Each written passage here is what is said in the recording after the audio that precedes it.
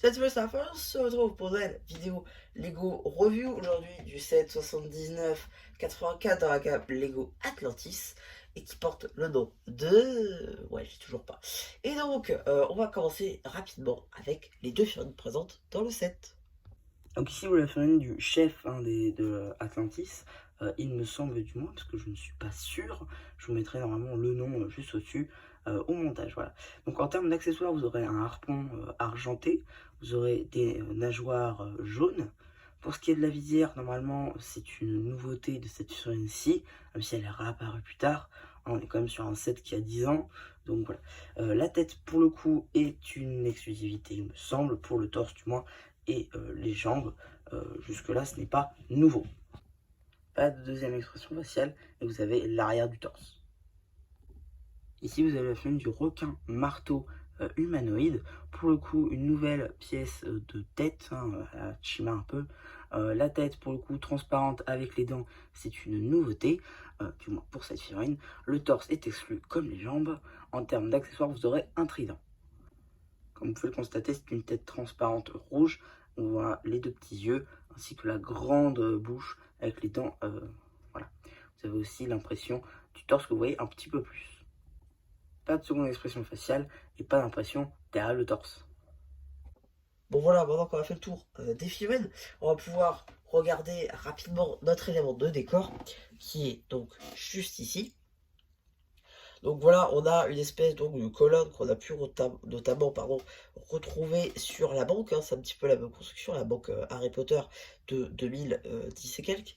Voilà, on a un petit crabe en bordeaux juste ici avec une petite algue qui remonte, parce qu'il ne faut pas oublier qu'on est sous l'océan. On a un petit coffre doré avec une pièce d'armure qui est, ma foi, plutôt sympathique. Voilà, c'est vraiment une belle pièce, on va pas se mentir. Voilà, elle est plutôt pas mal. Et donc, dans le coffre, on a quelques petites pierres précieuses. Voilà. Rien de sensationnel, sauf l'armure, qui pour le coup est assez sympathique. Et donc, maintenant, vous le voyez sur la boîte, il me semble, on va pouvoir voir une des fonctionnalités du set, c'est-à-dire, tac, tac, bim. Et voilà, donc le sous-marin, en fait, a une capacité et de sortir donc une version miniature de lui-même, de derrière tout simplement. Donc du coup, ici, on a les petites hélices pour faire donc les réacteurs que l'on voit. Voilà, on a une petite antenne aussi, ça c'est juste pour la partie télécommandée du truc.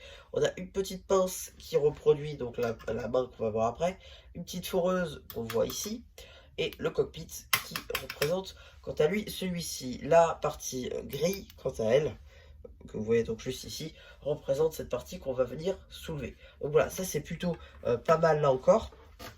Donc voilà, je vais vous montrer de plus près. Ici on a deux stickers un peu en mode chrome, ça c'est plutôt sympathique. On a des barres noires et jaunes, voilà, avec stickers, les deux côtés c'est le même.